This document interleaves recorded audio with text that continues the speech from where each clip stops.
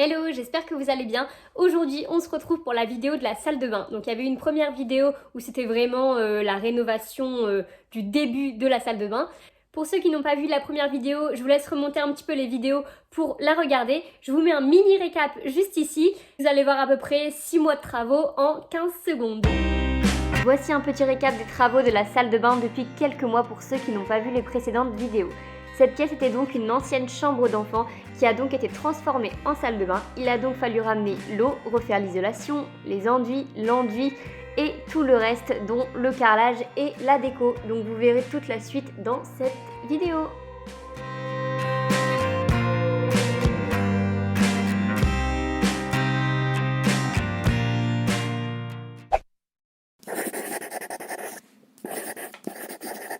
Bon, parlons peu, parlons bien. J'ai hésité du coup à filmer cette vidéo parce qu'en fait il est 1h du matin. Donc je vais vernir le parquet de ma salle de bain. Alors pourquoi à cette heure-là? Eh bien je pense que comme beaucoup de personnes qui sont en rénovation, les travaux ça trotte dans la tête tout le temps. Et là c'est vrai que je culpabilise un petit peu de ne pas avoir avancé sur la salle de bain. Donc je me retrouve à 1h du matin. À me dire bon, est-ce qu'il faudrait pas que je vernisse le sol de ma salle de bain? Ça me paraît dingue de dire ça, il est 1h du matin et ma seule envie c'est de vernir le sol de ma salle de bain. Donc je vais faire ça, hein, je vais vernir le sol de ma salle de bain. Je sais pas s'il y a des gens qui sont en rénovation actuellement qui ont le même souci que moi. Moi je suis capable de me réveiller en pleine nuit pour écrire une idée dans mon téléphone de rénovation, enfin c'est n'importe quoi. Bref, voilà, donc du coup, parlons peu, parlons bien, on va parler du coup de vernis. Donc j'ai pris en fait pour la salle de bain, j'ai pris un vernis cuisine salle de bain, donc qui est normalement hydro. Et du coup qui est renforcé pour tout ce qui est taches, humidité, eau. J'ai juste poncé en fait, vous avez peut-être dû voir dans la vidéo d'avant. Donc j'ai poncé tout le parquet de la salle de bain pour avoir un parquet vraiment propre. Et je voulais absolument garder ce parquet parce que je le trouvais plutôt en bon état. Et c'est vrai que je trouve que ça ramène un peu de chaleur dans cette pièce. Alors je sais que c'est pas l'idéal de laisser du parquet dans la salle de bain, même si on met du vernis, etc. C'est toujours mieux de carreler. Mais là c'est vrai que j'avais vraiment envie de garder ce petit côté un peu charmant. Donc je suis partie sur ça et c'est vrai qu'étant donné que c'est ma propre maison, je sais que je vais faire attention au sol, je vais pas sortir de la baignoire toute dégoulinante. Donc je pense que juste le vernis hydro et un bon tapis de bain, ça suffira. Donc je vous dirai ce que ça donne. Normalement j'ai pris un vernis qui est incolore mat. Alors j'espère que c'est vraiment incolore parce que j'ai vu des vernis qui fonçaient vachement le parquet. Et là j'avais envie de garder quand même un parquet assez clair. Donc je croise les doigts que ce soit incolore. Et je verrai ça du coup dans quelques heures. Enfin après j'irai me coucher. Je verrai ça demain si c'était bien incolore et le rendu. Et pour l'application, du coup, j'ai acheté un gros pinceau comme ça. Je sais qu'il en existe des encore plus larges. Plus large, je pense, mieux c'est. Mais l'idée, du coup, ça va être de peindre, enfin de vernir le parquet avec une grosse brosse comme ça. Jamais essayé. On verra. Oula. On verra si c'est mieux. J'ai l'impression que les poils sont beaucoup plus fins. C'était fait exprès pour le vernis. Alors, à voir si ça change vraiment quelque chose avec un pinceau de peinture. J'y connais rien. Mais on va tester. Ok, alors le vernis est très blanc, ça me fait un petit peu peur, on va voir ce que ça donne. Je l'ai déjà mélangé, mais je vais le remélanger. Et après, je vais essayer du coup de vernir tout ça.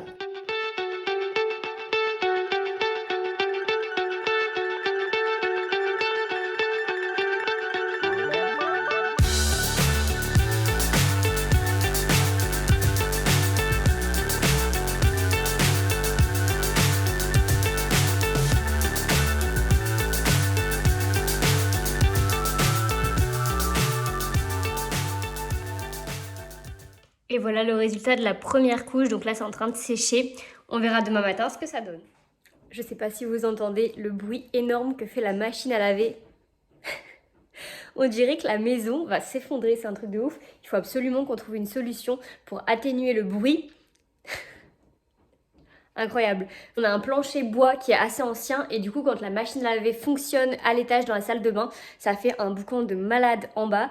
Donc il faut qu'on trouve une solution pour atténuer ce bruit et rapidement. Pour quelques euros, j'ai acheté des tapis en mousse qui sont censés réduire le bruit que fera la machine à laver. Au niveau de la mise en place, c'est super simple parce que c'est vraiment à clipper. Et comme ça va permettre d'amortir en fait la machine à laver et avoir beaucoup moins de bruit.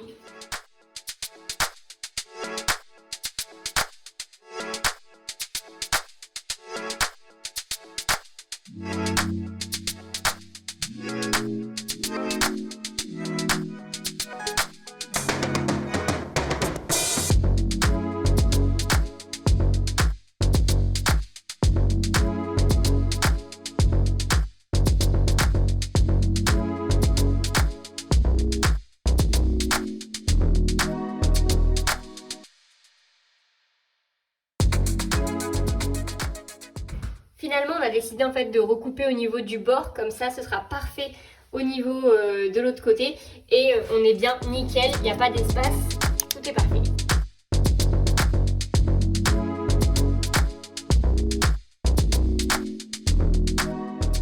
Donc l'idée c'est vraiment de cacher tout ça, la table à repasser, le sèche-linge, la machine à laver et qu'on ait un truc vraiment bien propre, que tout soit lisse visuellement. C'est vrai que quand on regarde dans son ensemble ça fait vraiment tâche quoi. Là je trouve ça sympa ce petit coin, là-bas c'est pas mal aussi, mais là ouais c'est vraiment pas top top.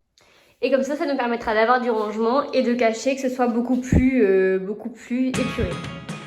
Et là, vous pouvez admirer mon petit moment satisfaction où je déballe le miroir que j'ai attendu depuis plus de 2 mois. Il est arrivé une fois complètement explosé, donc là c'était vraiment le moment que je redoutais le plus, savoir s'il était cassé ou non. Mais tout allait bien pour cette fois-ci.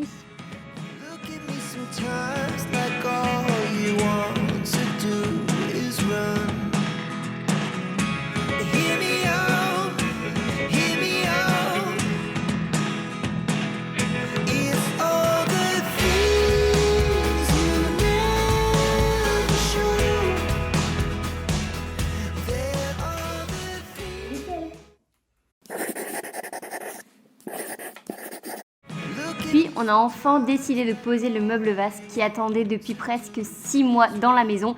On avait tellement peur de péter le carrelage qu'on n'osait pas le poser, ce qui finalement s'est révélé être une très bonne idée. On a enfin posé le meuble vasque, donc du coup je voulais un meuble vasque un peu en forme d'escalier, donc exactement comme ça.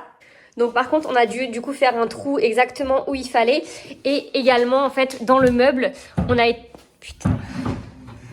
Également dans le meuble, du coup, on a été obligé du coup de refaire un trou, je sais pas si vous voyez juste au bout là-bas, car ça tombait pas tout pile. Donc c'est un meuble qu'on a acheté chez Leroy Merlin, donc à recommander, je ne suis pas sûre, on verra dans le temps. Et il n'y a plus qu'à poser une vasque. On avait une petite vasque avec ce meuble. Personnellement, j'ai changé pour en mettre une plus grande. Vous allez voir ça dans quelques instants.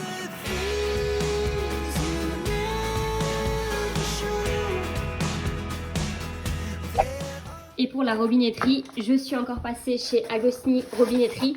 Donc exactement le même genre de modèle que j'ai mis du coup pour la baignoire et la douche. Comme ça tout est de la même marque et la même qualité. Et franchement je suis hyper contente. C'est exactement en or brossé. Je vous filmerai ça en plein jour parce que là il fait nuit. Pour que vous ayez vraiment la couleur. Mais franchement trop bien. Au niveau de l'installation, donc je pense que normalement on pourrait tout simplement visser à l'embout en fait qui est juste ici. Mais c'est vrai que j'ai quand même un petit peu peur qu'il y ait des infiltrations, je trouve ça un petit peu léger. Donc ce qu'on a fait, c'est qu'on a acheté en fait de la ficelle et de la pâte à joindre. Donc on va enrouler en fait sur le petit embout qui est juste ici. Et comme ça, on est sûr qu'il n'y aura aucune infiltration. On est sûr que tout sera bien imperméable. Ça me rassure, même si je ne sais pas si c'est obligatoire. Mais au moins je suis rassurée et tout sera nickel dans quelques temps.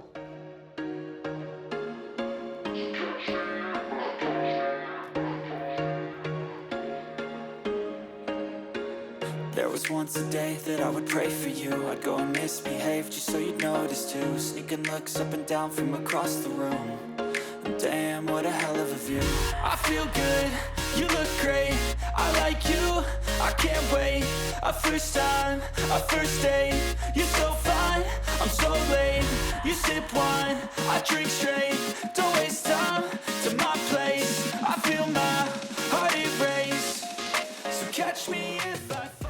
J'ai vraiment eu une problématique lors du déménagement, c'est que je me suis rendu compte que je stockais énormément de produits de beauté, de chaussures, enfin bref, plein de choses. Et tout en commençant par la salle de bain, je me suis rendu compte qu'il y avait énormément de choses que je ne stockais mais que je n'utilisais jamais. Et une des vraies problématiques, c'est qu'à chaque fois, c'est du plastique à usage unique que j'achète et que je jette à la fin de l'utilisation. Et ça m'a vraiment fait un déclic de me dire, mais purée, c'est pas possible de jeter autant de plastique. Franchement, on est quand même dans une ère où il faut commencer à faire attention un petit peu à tout ce qui est écologie, ce qu'on consomme, etc. Donc petit à petit, je me suis séparée déjà de plein de choses que je n'utilisais plus. Donc ça m'a permis déjà de prendre un meuble vasque beaucoup plus petit et c'est exactement ce que je voulais pour que ce soit plus épuré. Et aussi switcher certains produits que j'utilisais au quotidien pour des produits de meilleure qualité et beaucoup plus respectueux de l'environnement. C'est pour ça que je vais vous parler aujourd'hui de la marque Wild qui sponsorise cette vidéo. En dehors de la qualité de leurs produits, c'est une marque qui est engagée et je trouve que c'est hyper important de soutenir ce genre de marque. Ce qui m'a motivée en fait à tester, c'est du coup leurs déodorants qui sont en étui en aluminium durable. Donc ça me permettait en fait d'avoir un seul étui pour toute ma vie. J'ai juste acheté les recharges qui sont en fait dans des petits cartons qui sont recyclables. Donc au niveau déchets, c'est largement mieux que quand j'achetais mes petits déodorants classiques en magasin. J'ai été hyper contente de l'efficacité et surtout des odeurs parce qu'il y a plein d'odeurs différentes qu'on retrouve pas en magasin. Donc c'est super bien. J'ai réussi à motiver ma petite sœur qui a vu il y a quelques jours mon déodorant et qui va également en acheter. Donc je suis contente de pouvoir influencer positivement mon entourage et peut-être vous par la même occasion. Donc si ça vous intéresse, n'hésitez pas à regarder leur site. Ils font du gel douche, du shampoing, du déodorant. En plus, petit bonus, quand vous achetez chez eux, vous les soutenez avec leur partenaire One Mission, excusez-moi pour mon anglais, qui permet en fait de planter des arbres. Donc je trouve que c'est encore mieux. Et vous avez un petit code promo qui s'affiche juste ici. Donc n'hésitez pas à aller voir, c'est top. Et surtout, la planète vous dira merci dans quelques années. Bon, il y a un truc qu'on doit faire également dans la salle de bain, c'est mettre en fait un film sur la fenêtre. Parce qu'en fait, on a un vis-à-vis qui est quand même assez conséquent sur notre salle de bain. Donc actuellement, on a des volets électriques, donc on descend les volets électriques pour se laver, etc.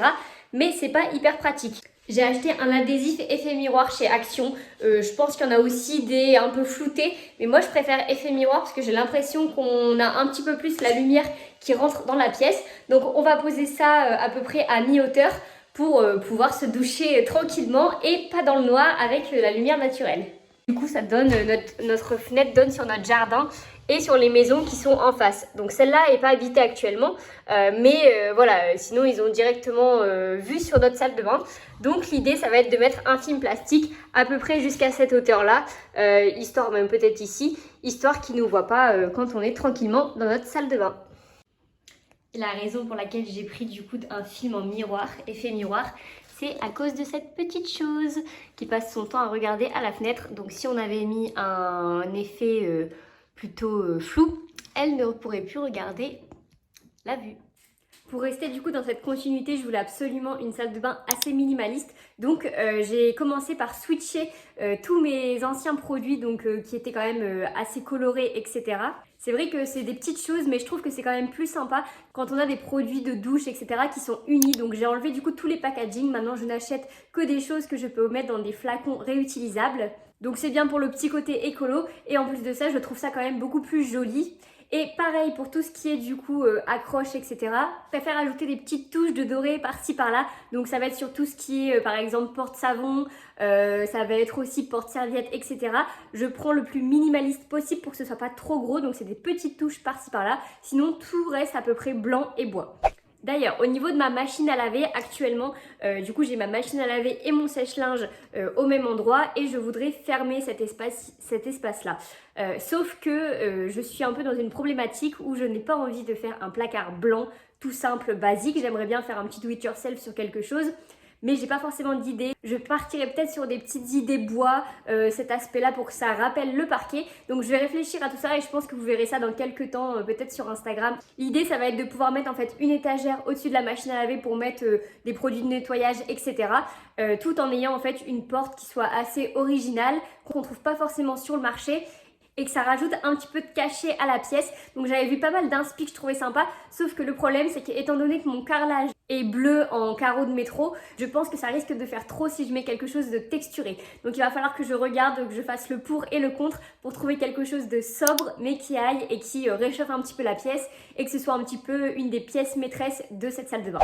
J'ai acheté des petites patères comme ça donc qui sont adhésives, donc ça c'est super bien.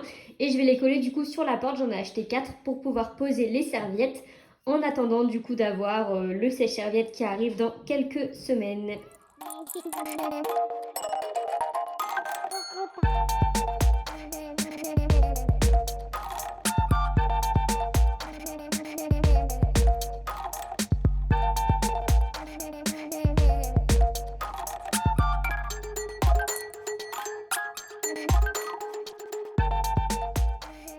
Du coup, le temps que la colle sèche, j'ai scotché les porte-bouteilles et après, du coup, on aura les bouteilles qui vont arriver juste là et qui seront suspendues dans le vide. Ça va être très sympa.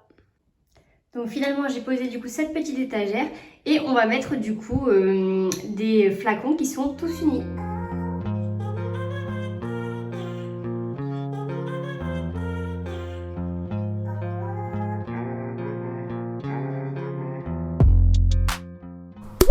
Et voilà le résultat.